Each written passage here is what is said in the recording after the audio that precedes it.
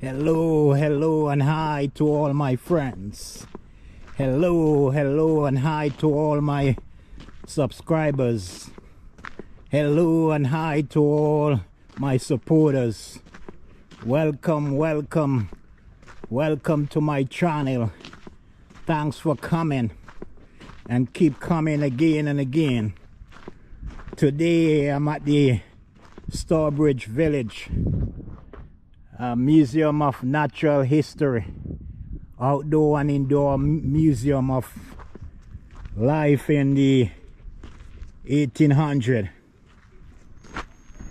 How New Englanders used to live in the 1800s, how they used to dress, how they used to live through the winter, the frigid, harsh winter months, the way how they used to warm themselves. Back then they didn't have electricity, so wood was one of the main source of heating. Coal, wood and coal. So we're going to explore all that today in this outdoor and indoor museum of life in New England in the 1800s, early 1900s, and even in the 1700s.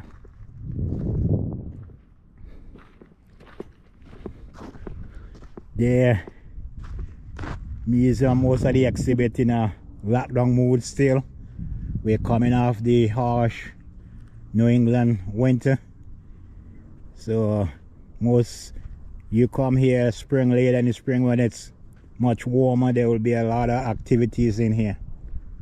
All the booth, all the exhibit places will have people walking in them and showing different aspects of life in New England. I think this building here is a store, a traditional shop store in a typical New England town.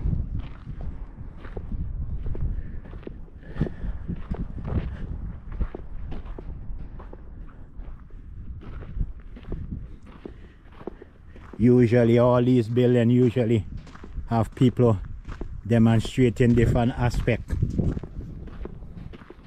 of life in New England.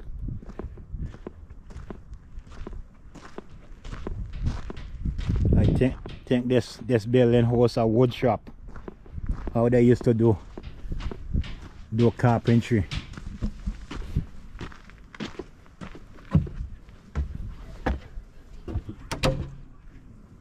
How they used to do carpentry in New England in the 1800s. So tell us a little bit about New England history as far as carpentry is concerned. I'm making a chair. You know, that will be a style called a Grecian chair. It's a distinctive shape. Okay. And chopping parts called mortises to fit the pieces together with a chisel, mortise and chisel. Okay. So we make furniture of all sorts in here and other decorative items for the home. Oh, okay. So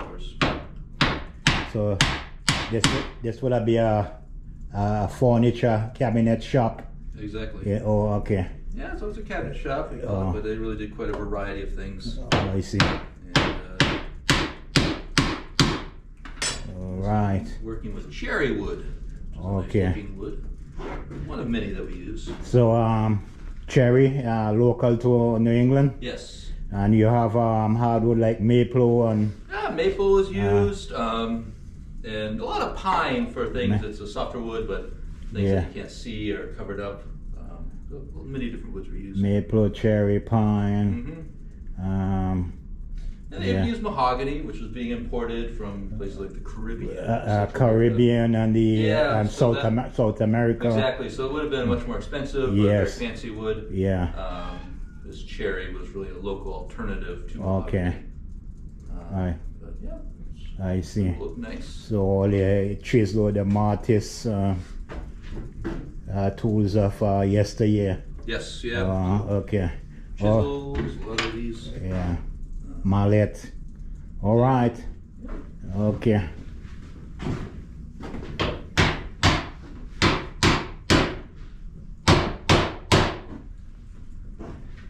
Okay, guys, you get it. This would have been a furniture cabinet shop in the 1800, mid 1800, and even beyond. Okay, my friend, you have a good one. Enjoy your day. All right.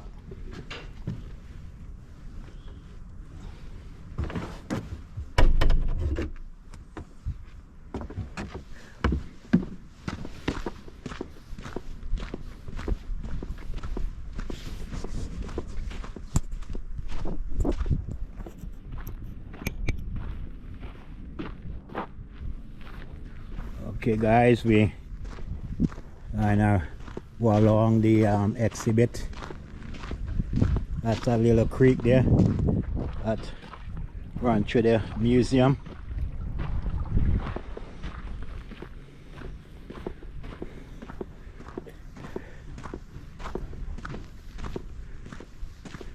This building here is a shoe boot shop.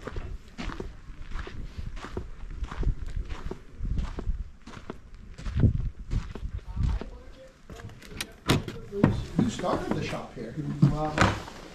Yeah, made this a working shoe shop. Hello. And I'm teaching her. How long have you worked in the shop? 45 years. Is that right? Okay. Part-time? No, full-time. Full-time. Yeah, this is my day job. Nice, nice. Hmm. Well, so actually then I probably saw you doing this when I was a kid. Could 'Cause very I well remember be. coming in and watching you guys do your stuff. Well, I can remember, well, decades ago now, a new hire coming in, and a friend and I were working in here, and he came in and says, I remember you guys from a school trip. I was in my 30s at that point. Yeah, I didn't say the number of years. I figured you didn't want to Yeah. do that, but yeah. Okay, guys, that was the shoe shop, the boot shop. Hello, how you doing today? How are you? Good. You're from around here? Not too far away. You've been coming here a long I'm a time? member, so I come a lot. Oh, you're a member? I'm a member, so I Oh, okay. So enjoy your time. It's a fun place to be. I love it. Yes. Have a good one. You as well.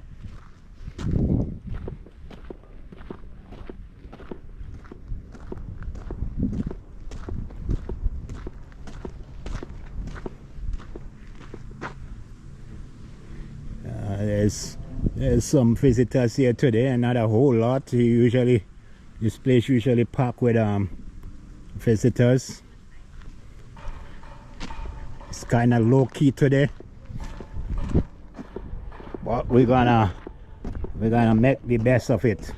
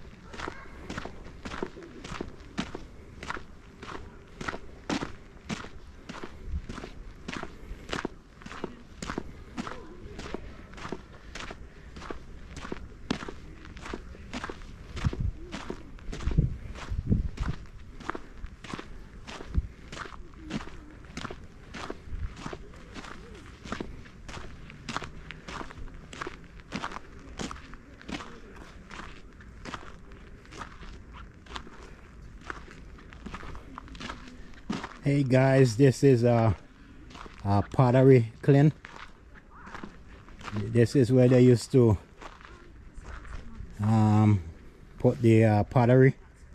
They used to fire them here for them to get hard. And pottery bricks, they used to put them in this kiln to harden them. And this building here is a pottery building where they used to make potteries.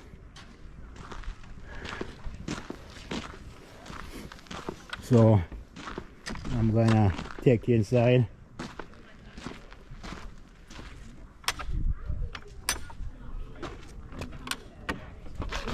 Oh, hello. Hey, good. Are you coming in? Or can I sneak Come out? out. Oh, Yeah, you thank could sneak out. And kick. And wait and kick. Let's walk in here. There we go. Now we're going. It's all about finding the rhythm. Oh yeah. What's up? Mommy, look at my tip. Finding the rhythm. There we go. There you How's it go. going? Kick. Don't worry, you'll get bigger and stronger and you'll be able to do this a lot easier. I don't know. Of course, I'm gonna try next. Alright. Nice job. Alright, be careful where you're walking. Be careful, don't bump into anything as you're walking by, alright? Alright. Outside. I'm trying not to wheel right now. You like to try not to wheel? Okay, that was he demonstrating how they used to make pottery. How they used to turn it on the wheel and form it, shape it into whatever design they want. So this used to be a typical pottery shop. They do some repair here. I was here last fall. They put a new siding during the fall. After I visited here, this building didn't get all this new siding.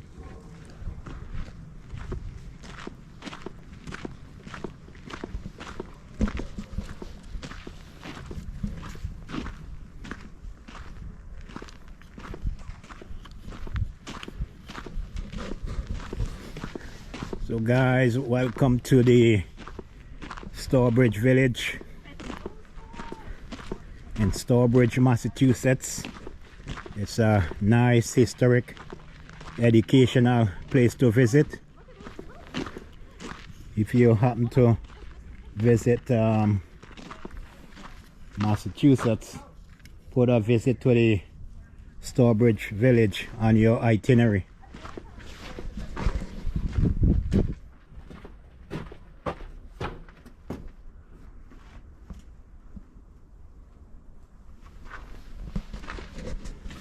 Make sure you put a visit to the Sturbridge village on your itinerary.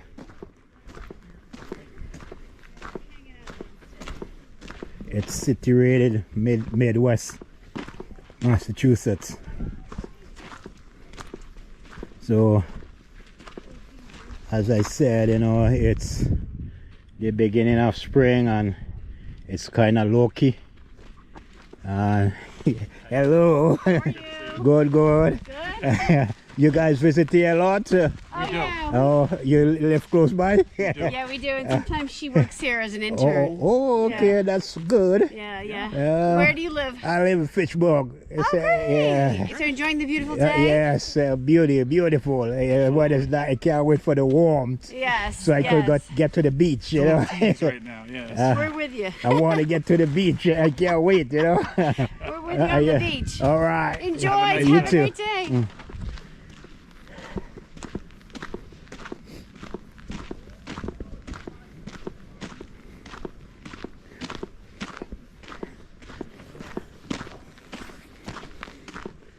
So you see guys, the folks are friendly around here. They're willing to chat with you and express their feelings.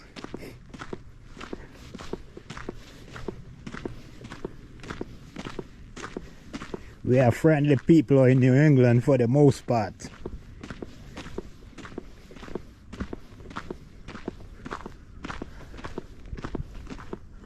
Okay guys, over here is some animal barns that they house animals in the winter months when it's frigid and cold.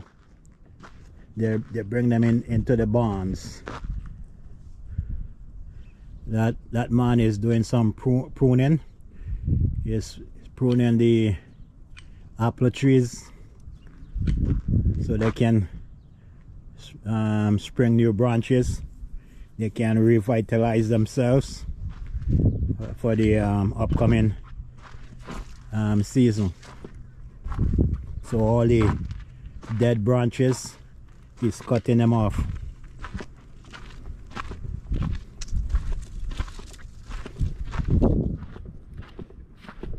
You're gonna see how they reenact how they used to live in the 1700, the 1800, and even the early 1900. Yeah, in this museum, outdoor and indoors, they are reliving, reenacting how they used to live back then in the 1800s. How they used to preserve their foods. How they used to yes, preserve their food, because there was no electricity, no refrigeration, so they have to find other ways of preserving their food. They used to can corn, vegetables, and preserve them for a long time.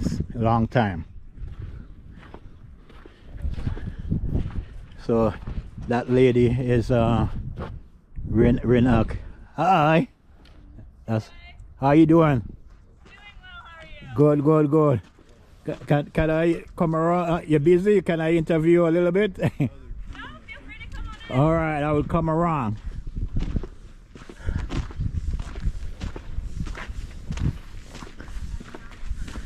Hello, guys. How you doing? Good. Good. You guys enjoy coming to this place? We're learning a lot and having a nice day. This is your first time here? It is. Okay, where you guys from? New Jersey. Oh, you guys from a long way, huh? Yeah, we came over this. Yeah, enjoy it. The weather is nice. Yes, thank you. All right. Stay well. All right.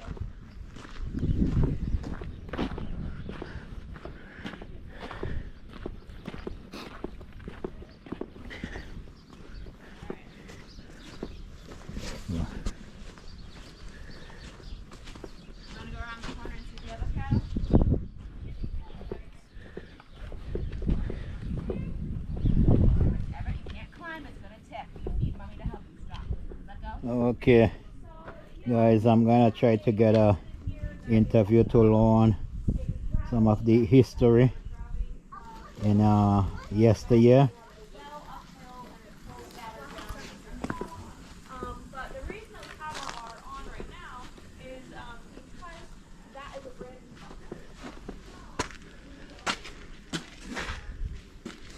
Oh, it's dark in here, guys.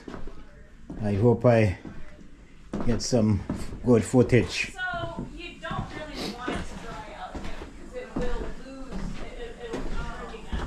So you can see down here we have this is called a keeler, and it has a certain layer of water in it, just kind of at all times. Oh. So you would refresh that water so that it doesn't get moldy or anything like that, but have water in it so that it doesn't lose that swell. Oh, okay. It's almost like your doors in the winter, you know, they just don't fit. Yes. How are you doing today? We're doing pretty good. So you give me a little bit of New England history? Yeah, so today we made a breakfast. This morning we made a breakfast. Oh yeah, let me film the breakfast. So made a hash from yesterday's dinner. Yesterday's dinner was a boiled dinner of ham, parsnips, and potatoes, and some onions in there, but this morning we wanted to use up those leftovers, so minced them up and fried them. And we also had some bread pudding. So this is the bread pudding here? Yep. So and we have eggs. yeah, absolutely. Yep. Yes. From our chickens outside. Yeah. Yeah. Mm-hmm. Not naturally bred chickens. Yeah. So yeah, this is, and your dress is a typical dress from that era. Yeah, absolutely. So a good solid work dress, nothing fancy. You know, good for getting dirty in the household while I'm cooking. All you right. know, your kitchen is not really a space where you'd have a lot of company or anything like that. So greasy, heavy work. I've been working with my smokehouse, so getting some pot black on me and stuff by working in there, working with our cast iron. And smoke, you would have used smoke for preserving meats, your meats, and so back there in that era. What are you smoking right now? Pork. Yep. So from our yes, absolutely. So from our recent butchering, we took the really large cuts of meat and kept those in a brine for about 6 to 8 weeks, and then put them into our smokehouse to get smoked for another 6 to 8 weeks typically, but 10 weeks for us since we are a museum and we can't be here, late in the evening. You're going to smoke for 10 weeks, right? Yeah, so it's not for flavoring, it's because we want that layer of creosote on the outside. Hi. Hi, how are you? Good. Good. You're I'm good. making Do some hand sewing. Basically just I'm doing hand sewing. There is no machine. Oh, okay. For anybody until about I'm going to re-up it pretty heavily. 1890 something. So I'm making a meat pairing. So a seamstress would have do all the clothes making by hand. They would have do all the stitching. And your clothes, the bed, the linen, your bed linen, the pillowcases, all that would have been sewn by hand. There is no off the rack clothing. Oh, okay. I see. This meat, we're actually in the meat. Okay, I think I get enough. You have to boil it a number of times just to get that salt content out.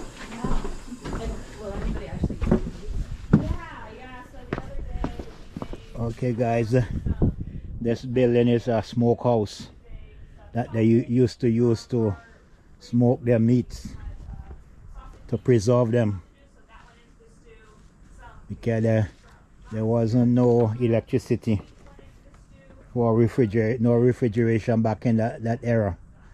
So a building like this, a little hut like this, they would have used it to smoke and preserve their meat.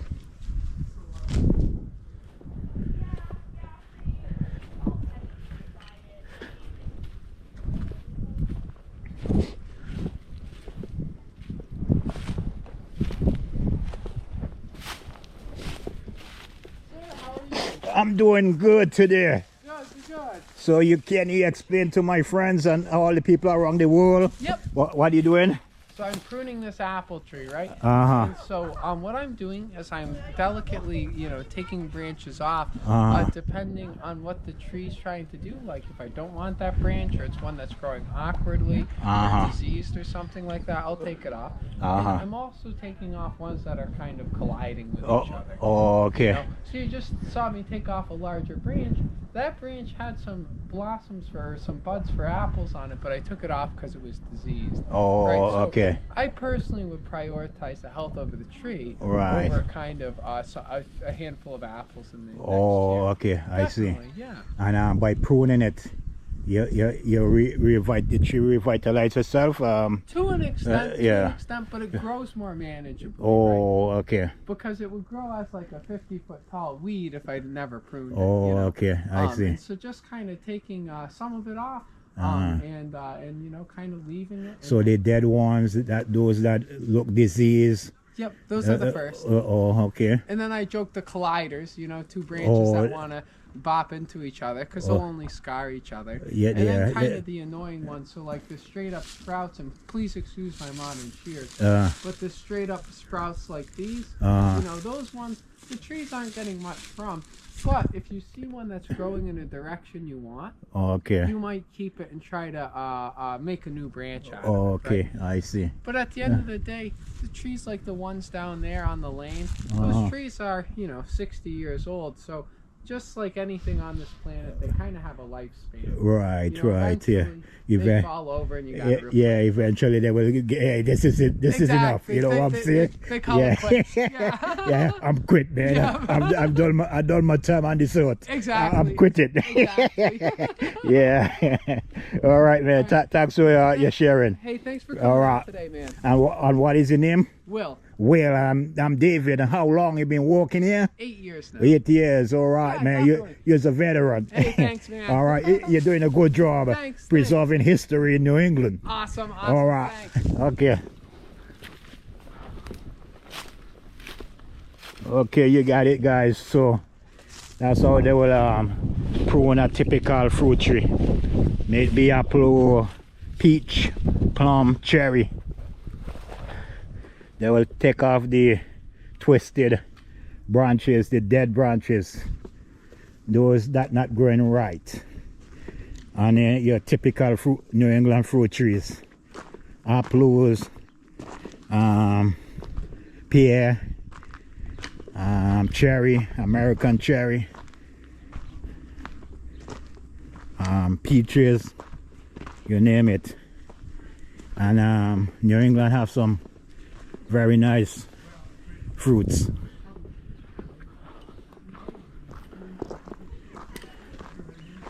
New England is apple country.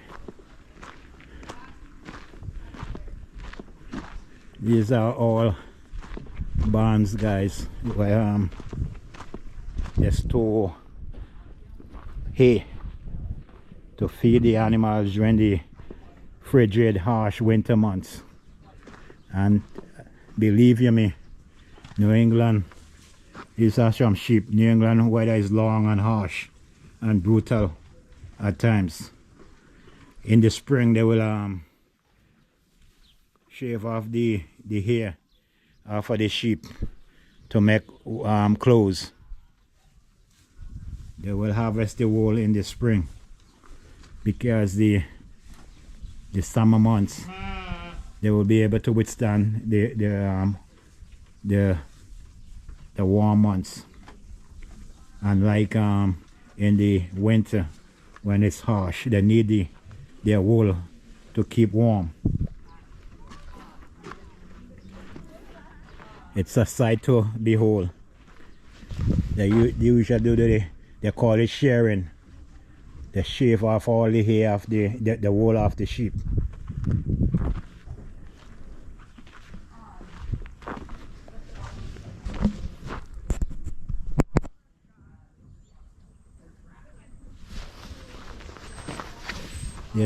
This is a hay barn where they store hay for the winter months. Central West Virginia. There's nowhere to put a hayfield there. It's all just like straight up. And they do pretty well in that kind of environment. So they're gaining a little bit of popularity in like West Virginia, Kentucky, Tennessee. But they're still pretty slow growing and not great beef animals. Trying to keep her occupied.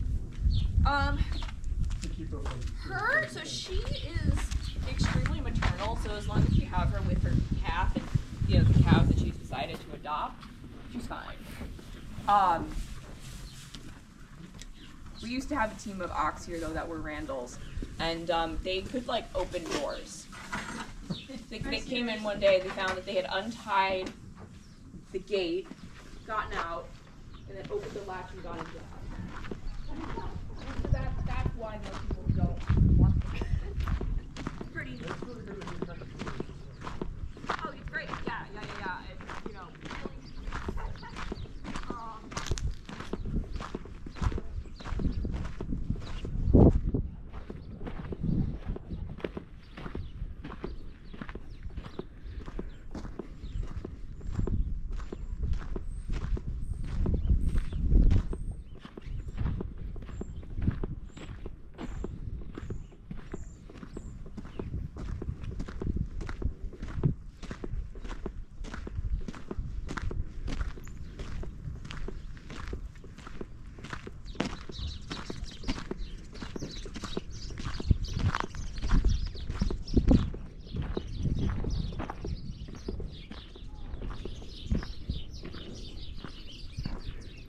They usually have cows in these savannas grazing. There's none today. They're probably in a grazing in a different area.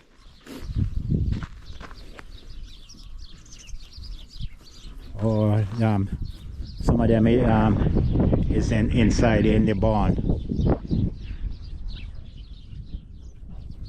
It's windy and cold today. That's probably why they have them inside. Okay, guys. It's kind of dark in here, but I hope you could see. This is called a coping shop. The person who does this is a coper. He's not a carpenter. So they will make barrels, basket to carry water, barrels that they store like wine, alcohol, and things like that. They will make small barrel, big barrel. They will make water container from wood.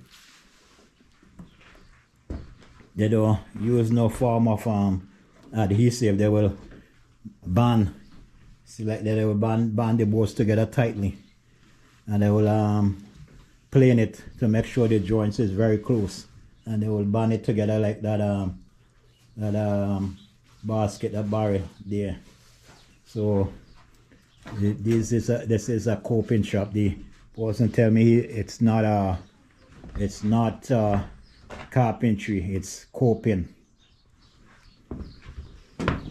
So and back there they will make things like this to carry water, container for water. They will make barrels to put meats, to preserve them with salt water.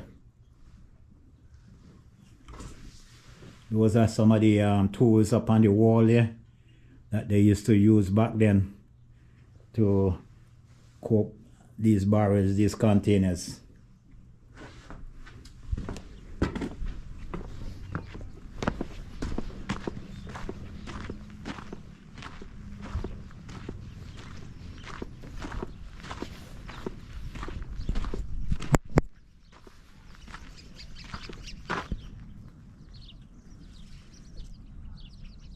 So hello to all my friends, hello to all my subscribers, my supporters. Welcome back to my channel. I'm your friend David. Today I'm in the Sturbridge Museum of New England History. It's an outdoor museum and also indoors. There's a lot of buildings disposed all throughout this compound that highlight some aspect of New England life. Maybe shoemaking, a typical New England home back then, how they used to make breakfast, lunch, and supper. Barn building, how they used to house the animals during the harsh, frigid winter months.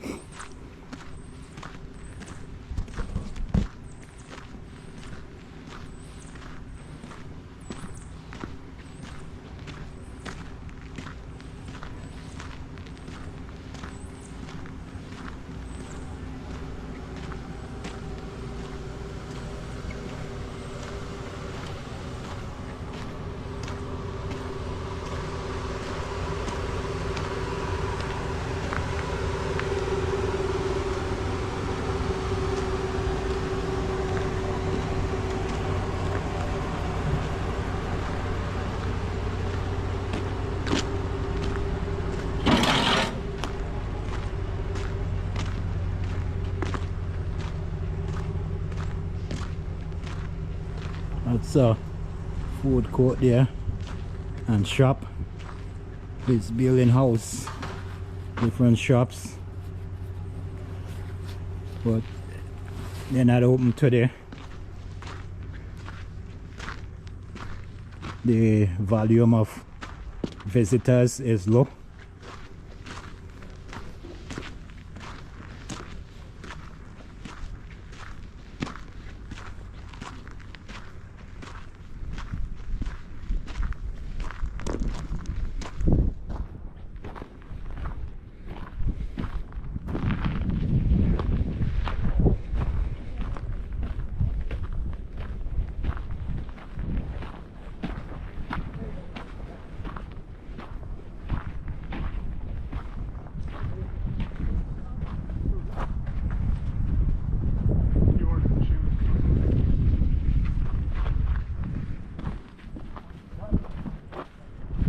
Hi, how you doing? Doing good. All right. Have a good night.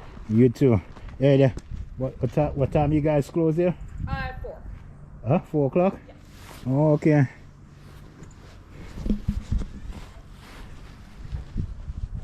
$4.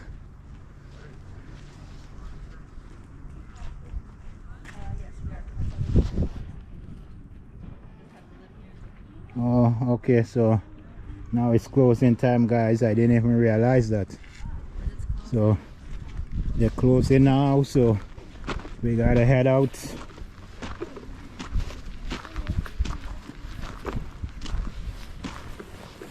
So guys, I hope you enjoy this video. It's educational, it's historic.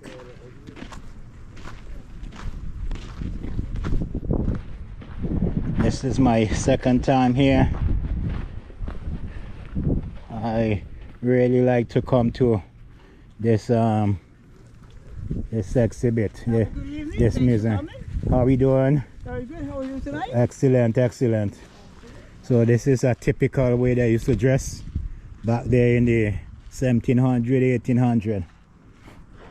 They have the outer coat to keep them warm. So everybody is heading out, guys, but I will be back. I will be back in the spring, the late spring, when there is more activities going on here, when there is more people. All these buildings will be manned with employees demonstrating different aspects of way of life in the 1800, 1700, early 1900. It will be more interesting. There will be more things to see, more demonstration. Right in this area, they just do sheep shearing. The act of cutting off the hairs, all the hair from the sheep, to make wool clothing.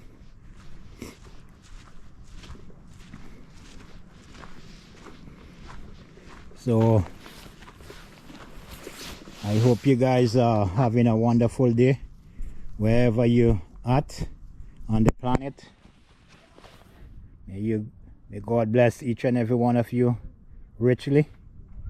And as I promised you, I will be back here later in the spring, well, when there will be more things to see. There will be more exhibit, demonstration.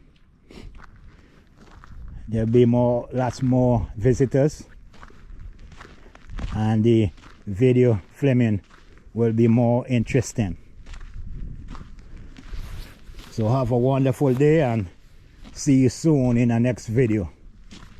Bye now. How they used to preserve fruits and vegetables for the long harsh winter months. How they used to preserve their meats. As you saw a few minutes ago, they used to use smoke, salt, panning. They used to store their meat in salt water. They used to smoke their meats to preserve it for a long time. Preserve their meat for a long time. Let me see how they used to make blacksmithing, how they used to make the tools for farming and even carpentry and things like that. How they used to mill wood to make board for construction, to build their houses and their building. Hello. Hello. All right. How are you? Good, good. Yeah, so yeah, another display booth is how they used to weave wool to make clothing like sweaters, scarf, blankets and things like that. There's a tin shop inside here. I probably will get around to go there. How they used to bend tin to make cups and bowls out of tin, grater to grate their food. There's a tin shop that demonstrate that.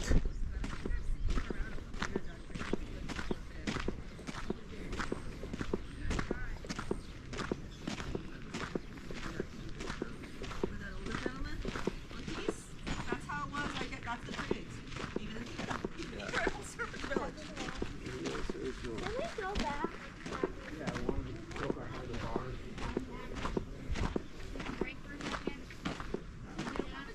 A lot of the buildings, they are not manned with employees. It's kind of low key to the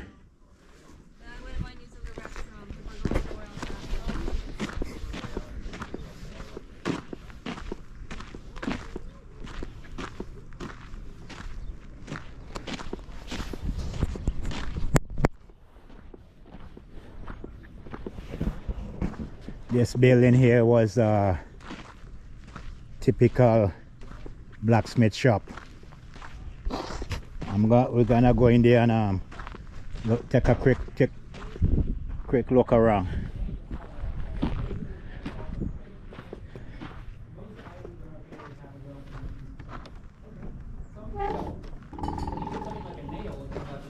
On occasion, you do see the use of a weld to take a bar that would be otherwise too short to hold onto with my hand, and jump weld it onto a couple extra bars to make it long enough so that I can hold onto it without burning my hand. I see, okay. So welding is a really important thing for us. In terms of the skill, in terms of how to make the items, that's why apprenticeships exist. You know, you hang around somebody making stuff for a long enough time, and you start to pick up a couple things.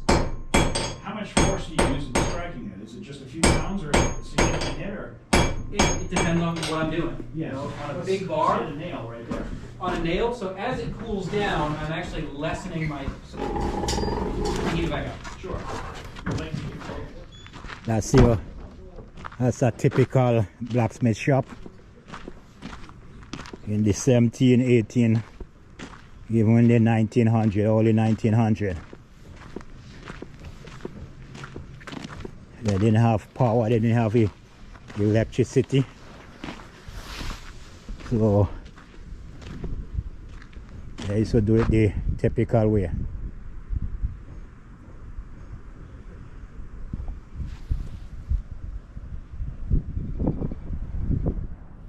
They used to do it the manual way, I should say. So should say.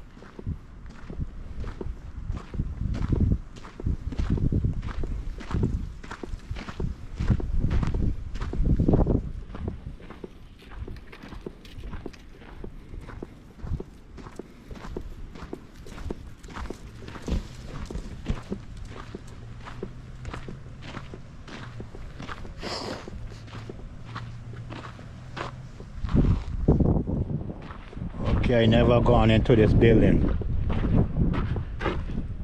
I'm gonna see what they do in this building.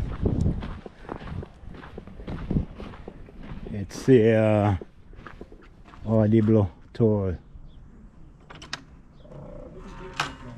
Karen Mill. Hi. Hello. How you guys doing? Good, thank you. Where you guys from? Yeah. Oh, Amherst. So Almost. far away. Oh, Amos West. Oh, okay. How about you? Fitchburg. I live in Fitchburg. Oh, okay. Not too bad. No. But this is your first time here, or you came here already? You guys came here already? This one? Yeah. No, you come to this village, the Sturbridge village? Oh, first time. Oh, first time. Oh, okay. This my second time. All right. Yeah. So anything of interest in here? There's a carving mill in there. yeah. You can see how wool's made. Oh, okay. Oh, okay. So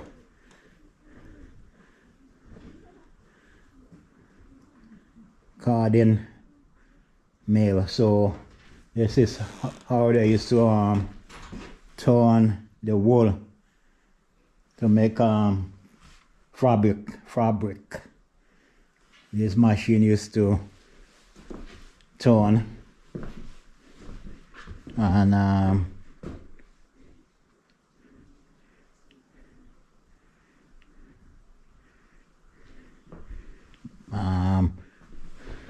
don't know if they did have a motor to turn this machine, or they used to do it manually. I'm looking around to see if there is any motor.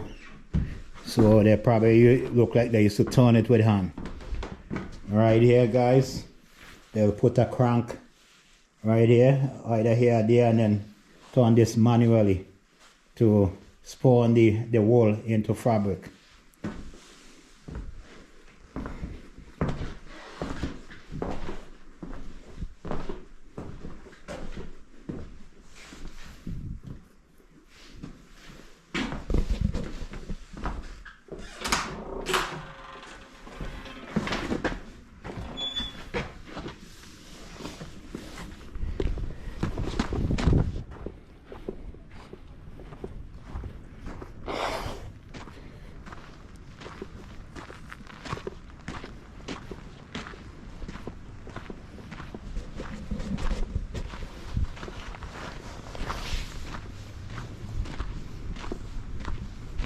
I hope you guys are enjoying this video.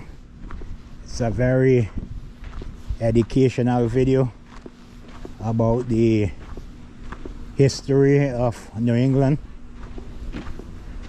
the way of life in the 1700, the 1800, and even the 1900.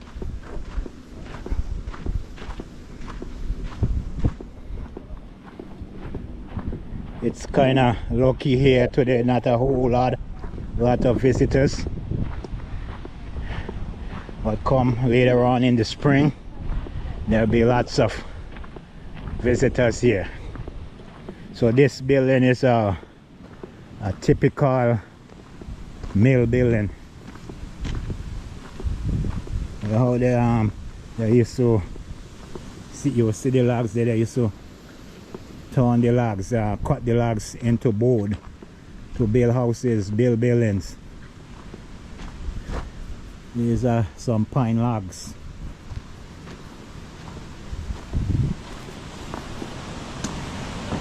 This mill was powered by water. You could hear the water running. You can hear the water running down. So they will feed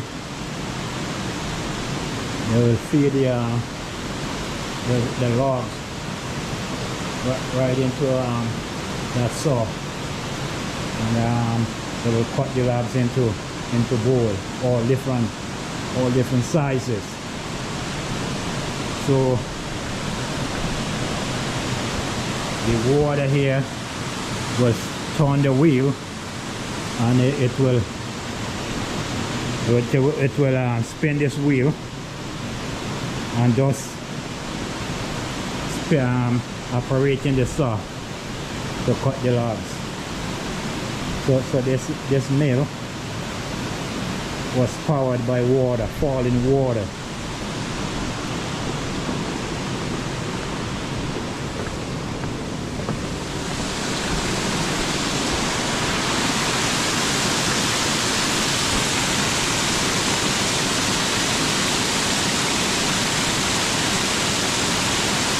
So somewhere in that casement, they would have a wheel, a cogs wheel, a fan wheel that the falling water turn constantly, and that will activate the whole sawmill, the whole sawing system, so that they could start turn logs into boards.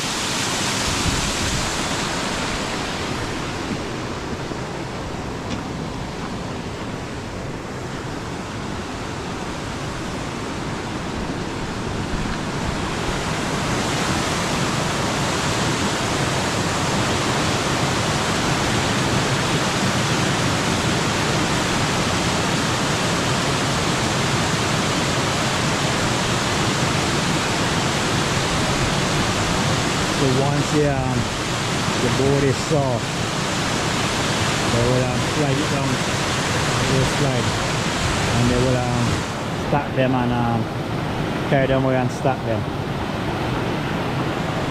So that's how they used to make board in New England.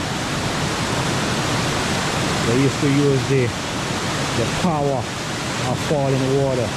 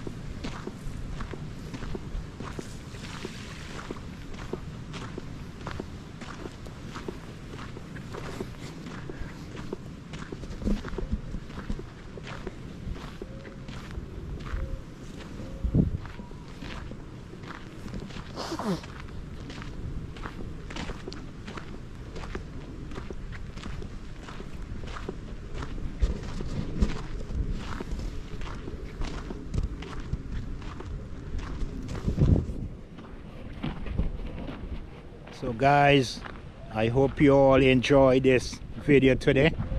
It was fun filming it, and it's a very educational video, education about the New England history, anywhere from the 1700 to the early 1900. So thanks all of you for your support. Continue to like, subscribe, share, give the thumbs up, press the notification bell, and do all the good things so you can be notified every time I upload a video. Do all the good things that help us to grow on YouTube. Bye, and see you in the next video. But before I go, I want to show you guys this. This is a typical New England cover bridge. There's some of them still existed. They used to be very popular, but technology have canceled out a lot of them, but they have preserved quite a bit of them still. So if you go to any New England state, whether Maine, Vermont, New Hampshire, Rhode Island, Connecticut, Massachusetts, you will see cover bridges like this built out of wood. Because what happened back there, they used to build bridges out of wood, so to preserve them from the harsh, frigid New England winter, they used to cover them so they can last much longer. So have a great day, guy, and see you soon in our next video. Be blessed.